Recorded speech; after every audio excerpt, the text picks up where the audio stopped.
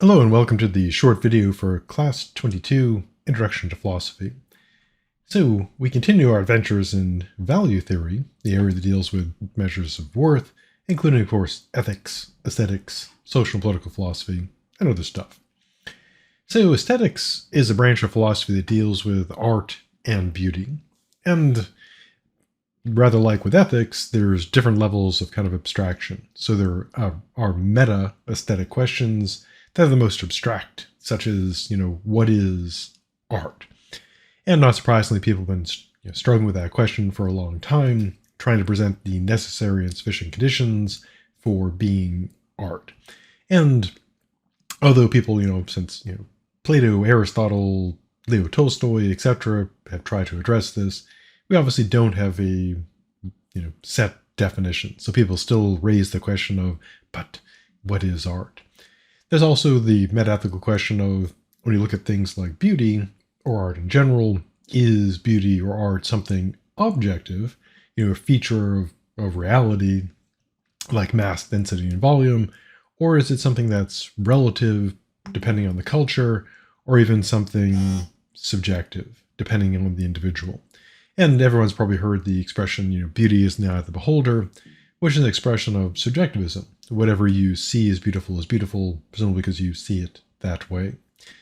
Moving down closer to Earth, there's normative aesthetics, which involves coming up with standards and principles for assessing, art and beauty.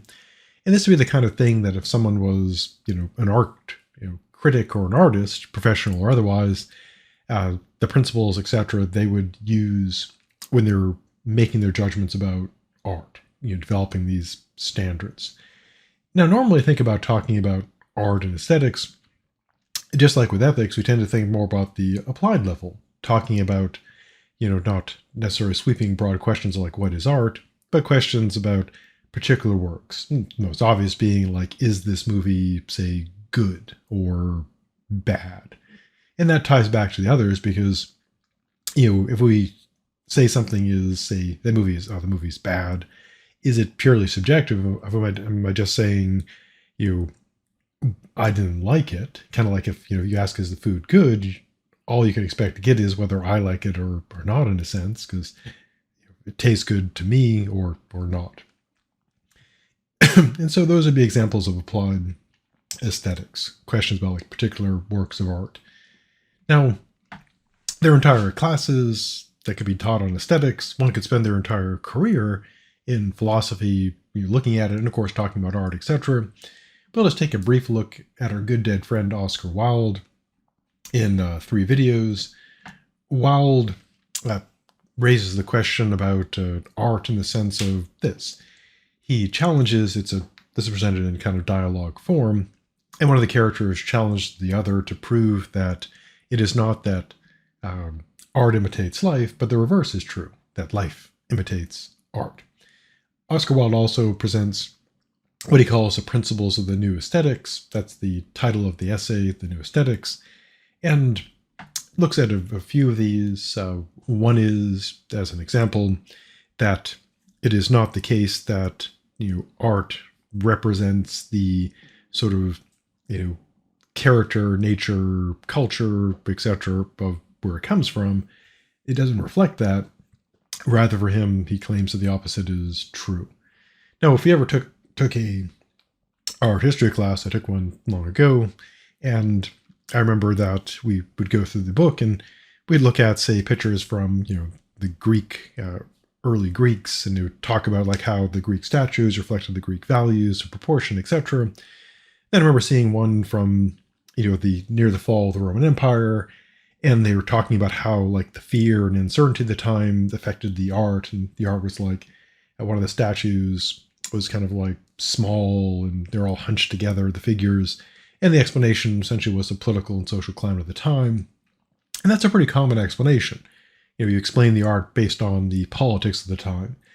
Today we have, of course, political controversy, but there's always been political controversy about art, but we have, kind of the woke battle over art, and people will say that particular work is woke, and that it's, reflecting these, woke values, or that something's conservative, presenting conservative values. And Wilde argues that's not the case, that art doesn't do that, or so he claims. Now, he also claims, kind of following our good dead friend Aristotle, that art essentially is lying. And he says a lot of other stuff too, but it's laid out in those 3 videos. Then in the final part of the values, we head into political and social philosophy, looking at kind of the general idea. It's not surprisingly philosophy about, political and social stuff. So political philosophy being the big one, that deals with the philosophy of coercive institutions. And of course, social philosophy is even broader, dealing with all kinds of other social stuff. There's all kinds of big questions in social and political philosophy. Kind of 2 of the classic ones going way back are that the question of rights. Do we have rights? What are they? Are there natural rights, like some claim? Like, are we endowed by our creator right to life, liberty, pursuit of happiness, etc.? Are rights just kind of like made up? If we're making up rights, what should we have, etc.? There's also the question of authority. We have these people who claim to be able to tell us what to do, and we're supposed to just do it. And the question is what, if anything, provides a justification for that. I mean, the usual answer is, people have guns, then they'll hurt you or kill you if you don't do what they say, or people who have guns who, obey them, that those people will hurt you if you don't do what the other people say. Now, generally in political philosophy, we'd like to think that there's more to it than just, hey, there's people who have, guns and money, and they can just tell the people to, kill you or hurt you, so better do what they say, or you're gonna get messed up. But maybe that's all there is to it. So, but some, not surprising, philosophers like John Locke, Rousseau, etc., have looked at, attempts to justify political authority. Also, big questions of freedom and liberty. How free should we be? Who should decide how free we should be? Now, liberty comes in 2 types of sort of polarities. There's positive liberty, which is that it's not like necessarily like good liberty, like there's evil liberty, but positive liberty is that you're free to do it, but you also are provided with the means of engaging in that liberty. And those liberties are kind of often seen as kind of like entitlements.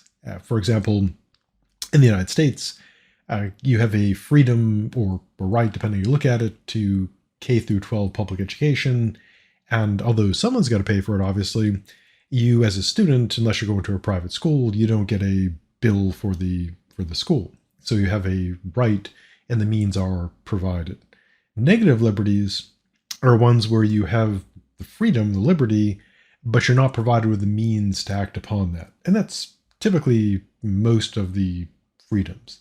For example, freedom of expression or liberty of expression, you are allowed within careful, limits set by the state, and depending on which state you live in, there can be very strict restrictions depending on the context, but you have some degree of freedom, but you're not provided with the means of exercising that. So you couldn't, for example, like call up, Fox News or NBC News and say, hey, I demand my freedom of expression, so give me this time slot. I mean, you can do it, but obviously not required to provide that.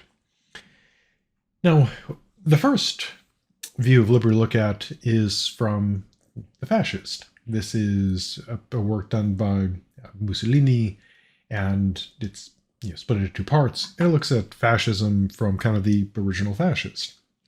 And so people throw around the term fascist quite a bit today. And not surprisingly, people who are fascists want to make the word, mean nothing, make it, kind of confusing, so people can't really, apply that. A big part of sort of fascism, not surprisingly, is destroying, objective language, or actually there's never really objective language, but trying to, make it so the definitions don't stick. And so if you ever wondered, like, what is actual fascism, probably the best source is going back to kind of the original fascists, where they lay out what is fascism. And our main focus here is with the freedom, with liberty. And not surprisingly, the fascists, their key claim is that the freedoms that you or I have as individuals or in, groups should be determined by the state. And the fascists claim to believe that the state is a real entity, that it has like a personality, etc. Whether they really believe this or not, of course, always a question, but that's kind of the claim. So the idea is that the state is to decide how free we are to be. And if you're familiar with like fascism, the answer is usually not very free, because their view is that the individual exists in service to the state, or more appropriately, the individuals who claim the power of that state. And then, of course, Mussolini died killed by his own people at the end of, well, near the end of World War II. So, aesthetics, social political philosophy, liberty first, fascism. Under fascism, you don't get much of this liberty stuff. Readings and files is always same place. We haven't got the notes, readings, or paper guide yet. They're there.